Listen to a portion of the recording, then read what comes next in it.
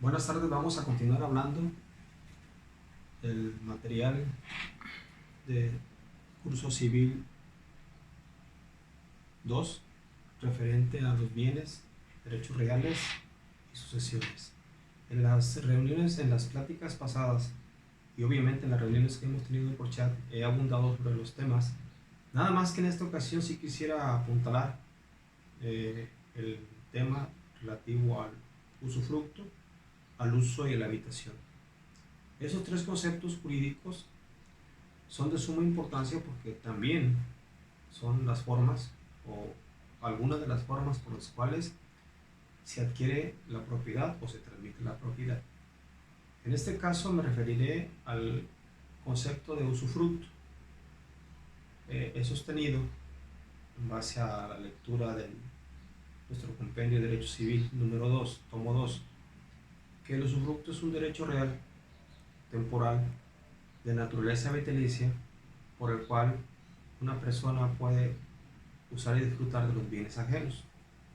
Es decir, en esta figura jurídica, el punto medular es de que se adquieren los bienes que son producidos por el bien principal. Es decir, en este caso no es algo que se incorpora o que se une, sino es algo que se produce. Y un ejemplo muy coloquial es el hecho de que un árbol de X fruto, pues dé su fruto, ¿verdad? Y en este caso, el árbol pertenece a una persona y con esta figura llamada usufructo, lo que produjo el árbol o los frutos del árbol pertenecen a otra persona.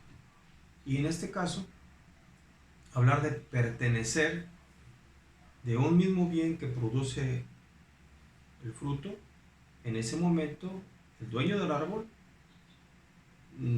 tiene el dominio del árbol excepto de los frutos de ese árbol que tiene. Y la persona que se lleva o el propietario de los frutos tiene el dominio directo, absoluto, total y parcial de los frutos de ese árbol. Significa entonces, no por ser dueño de los frutos, se es dueño del árbol. Y no por ser dueño del árbol, se es dueño de los frutos cuando exista jurídicamente un contrato de usufructo.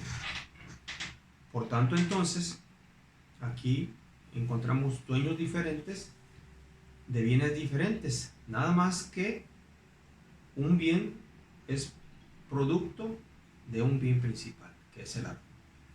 Por tanto, entonces aquí tenemos dos personas, uno que se llama dueño del bien, o también conocido como usufructuante, y otro que es el beneficiario, o conocido como usufructuario.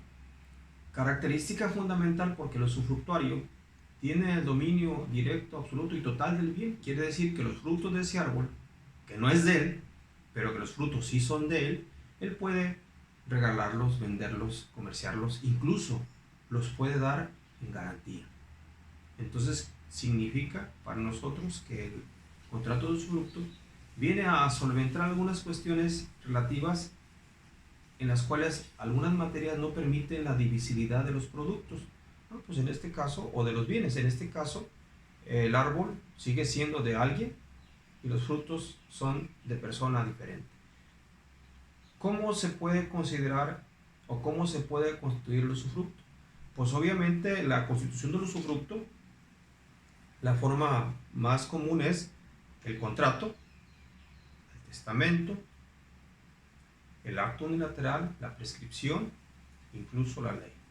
Significa entonces que el usufructo como tal es un medio de adquirir bienes ajenos, porque el árbol es ajeno, aunque el fruto sea propiedad del usufructuario, pero quien lo originó es ajeno, nada más con la condición de no alterarle forma ni sustancia, lo que significa entonces que el dueño del árbol pues va a cuidar el árbol para que no se seque, pero también el usufructuario debe cuidar el árbol para que no se dañe, porque él no puede, es un bien ajeno.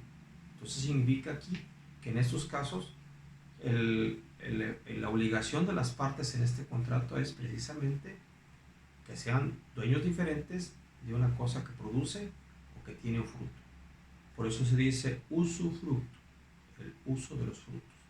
Luego entonces, Los elementos de este concepto es que existe un bien, que existe un propietario de dicho bien, que existe un usufructuario y que existe la voluntad del propietario de ceder el usufructo o el goce, más no la propiedad del bien. Y por tanto entonces pueden ser susceptibles de usufructo los bienes muebles e inmuebles.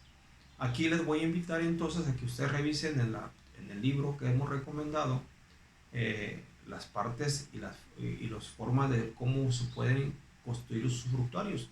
Pueden ser de forma sucesiva, de forma simultánea, que ya cuando ustedes lo investiguen tendrán que ampliar un poco más esta información. De forma sucesiva, es decir, el dueño del bien otorga el usufructo a los usufructarios, puede ser uno, puede ser varios, y lo va a otorgar obviamente de forma simultánea, es decir, todos al mismo tiempo tendrán el derecho al usufructo. O puede ser que el usufructuante o dueño del bien va a tener que o puede hacer la entrega del usufructo de forma sucesiva, es decir, todos van en una lista de espera en el cual el número 1 recibe el usufructo y cuando se termine continúa el segundo, cuando termine el segundo continúa el tercero y así sucesivamente. Quiere decir entonces que aquí tenemos dos formas de cómo se construye el usufructo, de forma sucesiva o de forma simultánea. Luego entonces hay otras figuras que se llaman parecidas al usufructo, que se llaman el uso y la habitación. El uso es un subtipo de usufructo, nada más que está limitado.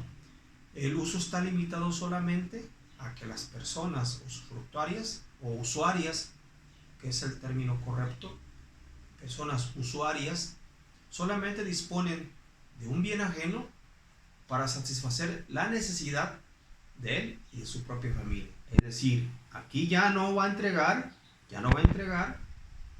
la totalidad de los frutos, sino solamente la cantidad suficiente para que subsista el usufructuario y la familia del usufructuario. También tenemos en la otra figura, que es la habitación, que también es un subtipo, un tipo de usufructo en el cual aquí solamente al habituario le conceden solamente una parte de una casa, de la casa habitación, solamente para que viva él y su familia. Quiere decir entonces que aquí tenemos usufructo, uso y habitación. Aunque el usufructo es amplio, el uso y la habitación son usufructos restringidos. ¿Por qué? Porque está limitado solamente a que solamente satisfaga su necesidad o solamente viva en una pieza de la casa. Entonces, por tanto, aquí cabe la posibilidad de que podamos entender que el usufructo es amplio y el uso y la habitación son restringidos. Por tanto, entonces, en el usufructo puedo yo dar mis bienes en garantía. En el uso, solamente para satisfacer mi necesidad y no para dar en garantía. Y en la habitación, solamente utilizar o usar una parte de la vivienda para la persona y su familia. Con esto, quiero solamente subrayar que son bastante socorridas estas figuras, nada más que son poco analizadas, y yo sí quisiera invitarlos a que ustedes acudan al libro recomendado, que lo localicen también en la parte del código, y si ustedes consideran en el material biográfico de la antología que les hice llegar, pueden corroborar esta información. Por el momento, agradecerles su atención y espero que sea para bien. Muchas gracias.